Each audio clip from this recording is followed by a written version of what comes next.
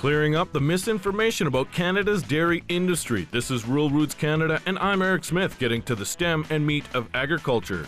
We talk facts with a volunteer from the Calgary Stampede's Agricultural Education Committee about the questions they get every year at their annual Aggie Days event.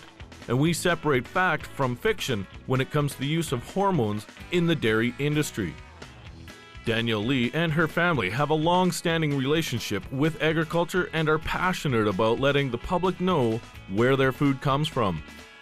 She spends a lot of volunteer time with the Calgary Stampede's Agricultural Education Committee, helping inform urban kids about where their food comes from. We've had lots of different ones. I mean, everybody can't believe how big the cows are because, I mean, they are big animals. They eat a lot and they do produce a lot of milk for us.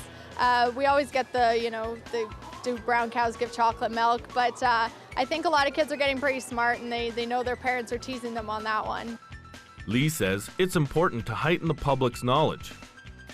Well, just it's very important that we educate and hopefully enlighten some of the public in knowing where their food comes from, because it is important, and obviously it's great that we can show them all the great things that our farmers do here in Canada and the products that they produce for us. When it comes to separating fact from fiction about the use of hormones in the Canadian dairy industry, Lee says there is some misleading information out there.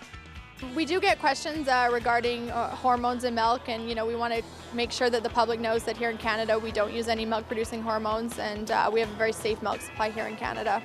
Lee says it's important to set the record straight.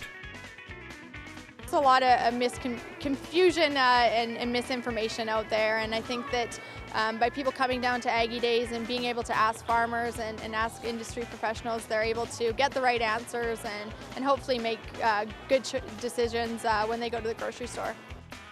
As for getting the next generation involved in the industry, Lee says there are hurdles getting into the dairy industry, but they can be overcome.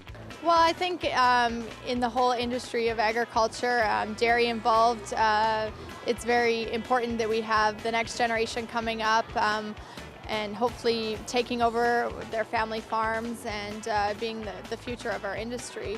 And I think that there is definite hurdles, and I mean, farming is a 365-day-a-year job, and so sometimes it's not always the easiest, but I think it's definitely a rewarding one for sure. She says Alberta Milk has some great resources on its website to help you get the facts on Canada's dairy industry. For more on the interview, go to ruralrootscanada.com. For Rural Roots Canada, I'm Eric Smith, getting to the stem and meat of agriculture.